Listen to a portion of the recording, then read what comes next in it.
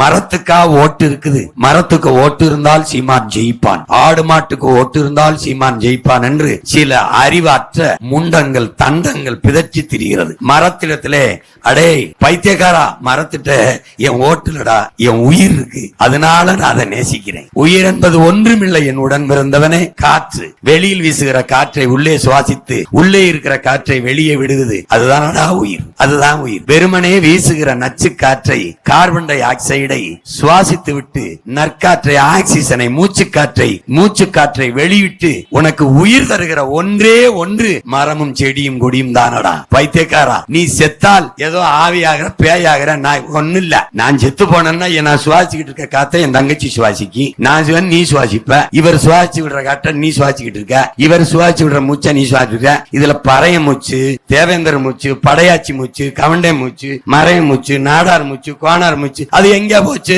எல்லாம் உனக்குள்ளதான் போச்சு.